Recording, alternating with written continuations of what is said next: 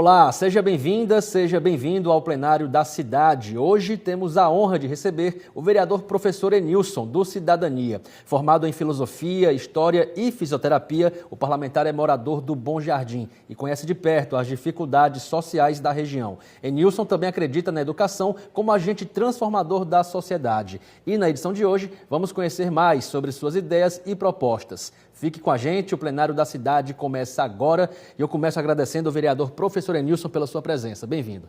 Prazer é todo meu, é sempre uma honra estar aqui colaborando e contando um pouquinho do nosso trabalho, da nossa história. Vereador, o senhor é cria da periferia, morador do Bom Jardim, como eu mencionei, conhece de perto as dificuldades de uma região que historicamente sofreu muito com indicadores sociais negativos, mas que de uns anos para cá isso tem mudado, né? Como é que foi conviver em meio a esse contexto?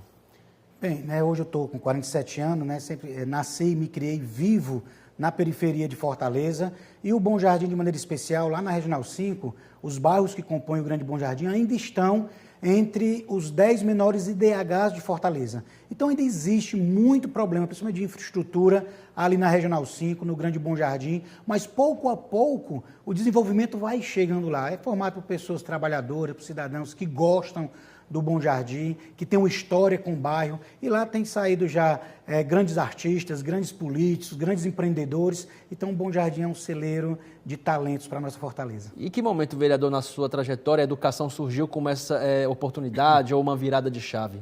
Na realidade, eu acredito que eu tive a sorte do destino, fui abençoado por Deus. Eu sou o mais novo de 10 filhos, são 8 naturais, 2 adotados, e meus pais falam, meus irmãos falam, que eu nasci em berço de ouro, apesar de ter lembrado de muita dificuldade da nossa infância. E eu saí do Bom Jardim, eu tive que sair dos limites da periferia e fui para outro local para participar de uma igreja, lá na Parquelândia, que era um bairro mais desenvolvido, de pessoas mais abastadas. E nessa igreja eu conheci outros jovens que estavam prestes a prestar vestibular. Eu estava no 3º ano e nunca tinha escutado falar em vestibular. Então, diz que a pessoa é fruto do meio, ou então é influenciado por aqueles que o rodeiam, e eu sofri essa influência. Eu disse, eu quero isso aí para mim.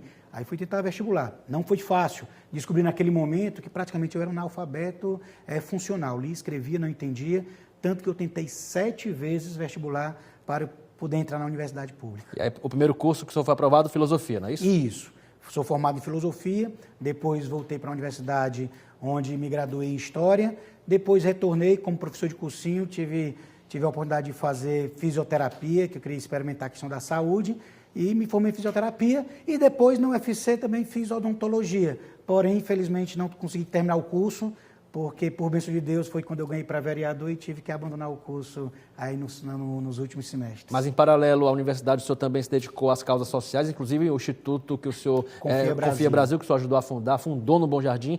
Como é que foi também essa ideia de ter um instituto para ajudar as pessoas que mais precisam? A história do instituto, ela se confunde muito com a minha história. Quando eu tinha 20 anos de idade, que foi quando eu passei na universidade, cheguei na UES, e vi que as oportunidades que nós tínhamos na periferia eram mínimas. Os jovens que nem eu, a garotada que nem eu, eles não tinham a oportunidade de pelo menos concorrer a uma vaga, já porque quem entrava na universidade pública, a expressão que eu uso no popular, eram os filhos de papaizinhos que estavam bem preparados, e os que não estavam bem preparados pagavam a particular, e nós não podíamos pagar a particular. Foi onde, junto conversando com alguns colegas na universidade, nós resolvemos abrir o projeto Confia Brasil no tempo, que era justamente um cursinho pré-vestibular, lá no Bom Jardim. Houve o desenvolvimento de projeto, passou a ser instituto. Nós vimos que muitos jovens não queriam entrar na universidade, queriam uma profissão, então nós começamos a dar curso profissionalizante, depois vimos que uma leva de jovens queriam passar em concurso público, abrimos curso preparatório para concurso público, e nessa história hoje o Instituto Confia Brasil atende a mais de 1000 famílias hoje, lá no Grande Bom Jardim. Não estou mais à frente, está lá com a presidente Jéssica, que faz um grande trabalho, mas hoje atende mais de 1000 pessoas, tem creches, cursos profissionalizantes, atendimento em saúde, educação alimentar e muitos outros trabalhos, lá na Oscar Aripe. Vereador, e a entrada na política, né? Como é que foi o início também dessa trajetória na política? Primeiro, disputando uma eleição para vereador, o senhor já disputou quantas eleições até chegar aqui à Câmara? Na realidade também foi um golpe do destino, um feliz golpe do destino, sofrido. Eu estava como na presidência do Instituto Confia Brasil, sempre buscava apoios, inclusive apoios políticos. e pouco conseguíamos, ou então se conseguisse, às vezes tinha como infelizmente acontece na política, ficava só nas promessas. Então eu acabei pensando que alguns que pleiteavam o nosso apoio achavam que nós não tínhamos voto. E eu fui candidato em 2014 a deputado federal apenas para mostrar que o Instituto tinha uma certa força na comunidade. A minha intenção era tirar ali 600, 700 votos, mostrar para o meio político que o Instituto tinha uma força social, onde podia agariar votos, e com isso a gente também ter o apoio de políticos. Mas nós fomos surpreendidos. Ao invés de tirar 600, 700 que nós esperávamos, eu tirei quase 2.500 votos. Então o projeto mudou. Ao invés de nós buscarmos o apoio, nós seríamos o próprio apoio para a nossa comunidade. Fui candidato em 2016, infelizmente não consegui, mas fui muito bem votado. Em 2020 nós fomos eleitos vereador de Fortaleza. Como foi a experiência na primeira legislatura? Foi um aprendizado muito grande. Tem pessoas maravilhosas na Câmara, que inclusive continuam, foram reeleitas, que eu aprendi muito. É um aprendizado muito grande.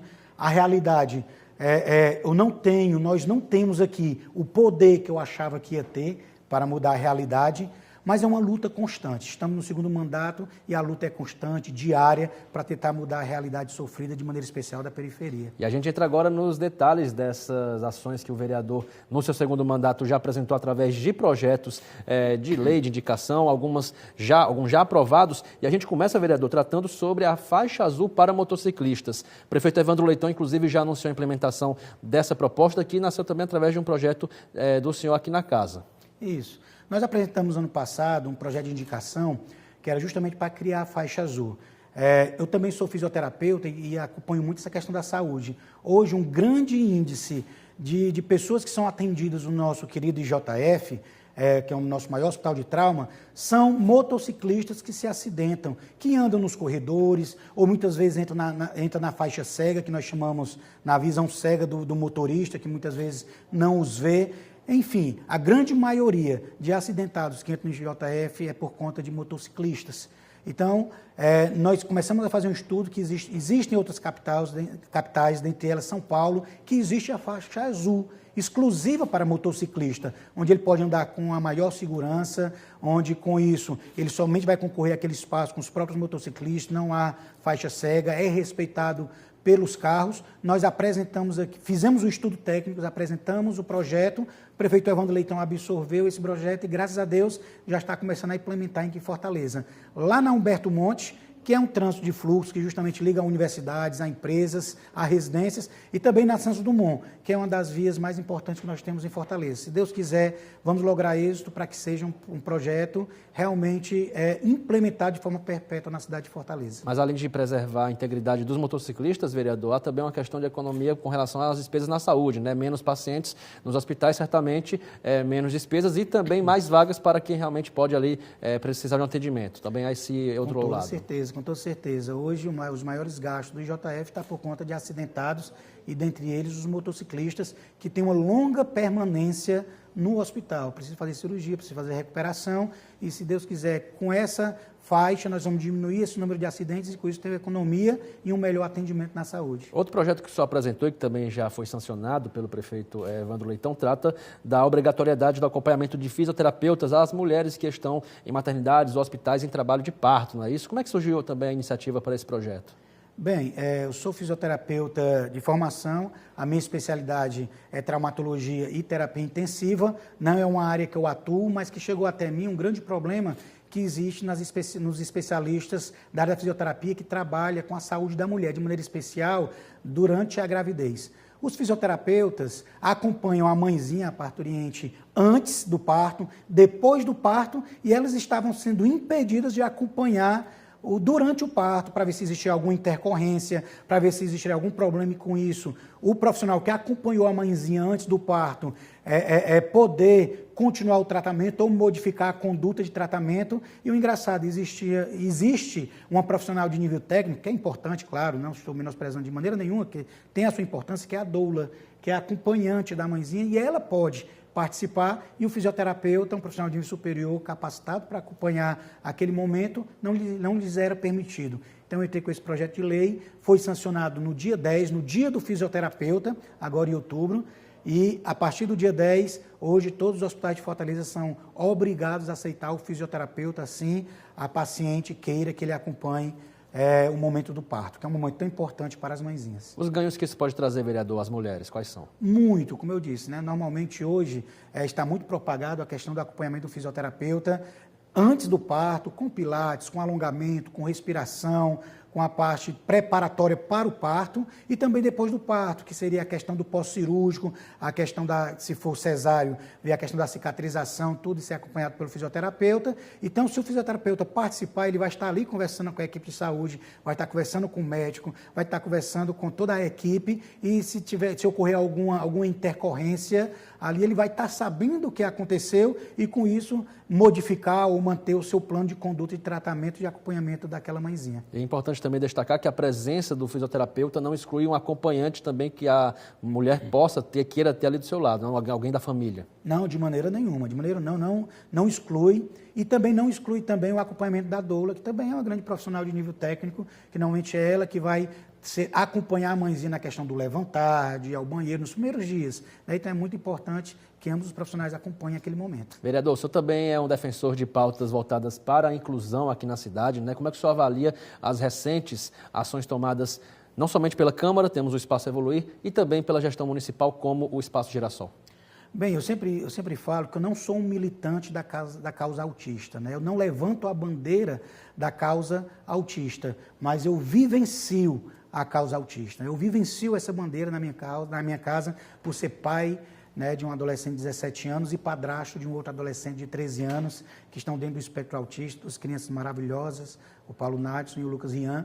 Então eu vivencio, eu conheço a dificuldade que é você ter uma família atípica, uma família neurodivergente. Então, não me furto a nenhum projeto, a luta onde nós estamos defendendo a causa do autista. E hoje, a Câmara Municipal, ela tem desde a legislatura passada, tem esta bênção de ter hoje 3 pais atípicos. Tínhamos um defensor que hoje está licenciado, que é o Márcio Martins, e hoje nós temos 3 pais que foram também, que retornaram à Câmara Municipal. Tem o professor Enilson, tenho o Bruno Mesquita e o Eudes Bringel. Então, a Câmara deu um salto enorme na causa autista.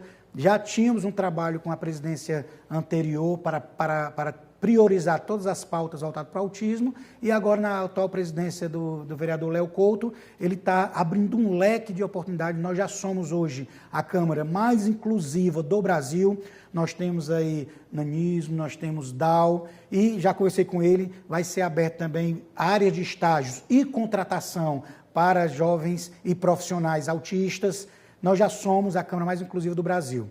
E, com certeza, nós estamos na vanguarda com o Espaço Evoluir. E dentro de Fortaleza, junto com a primeira-dama Cristiane Leitão, que tem todo um apoio e um amparo do prefeito Evandro Leitão, nós vamos transformar Fortaleza em referência brasileira, nacional mesmo, em atendimento ao autismo e ao DAO com o Espaço Evoluir. Serão 12 espaços de terapia e um de diagnóstico.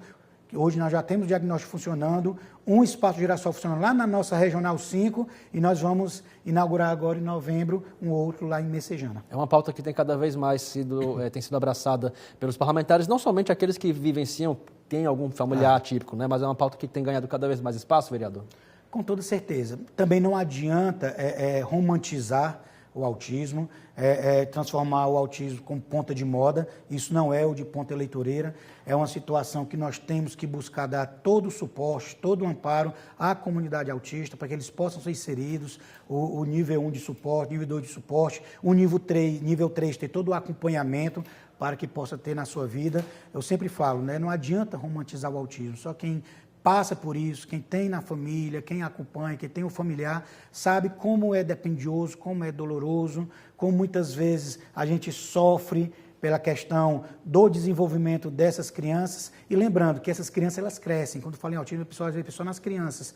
Mas essas crianças, elas crescem, elas se tornam adultas, né? Então não adianta romantizar.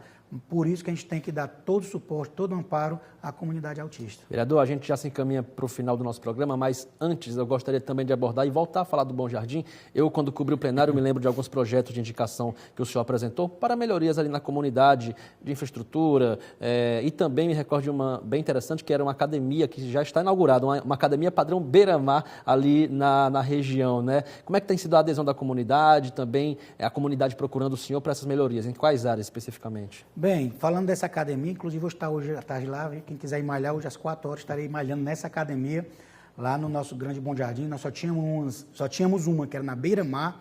Agora nós temos uma segunda que foi inaugurada no Bom Jardim e recentemente inaugurada no Henrique Jorge. Vamos ter também uma no Planalto Ayrton Senna e outra no Antônio Bezerra.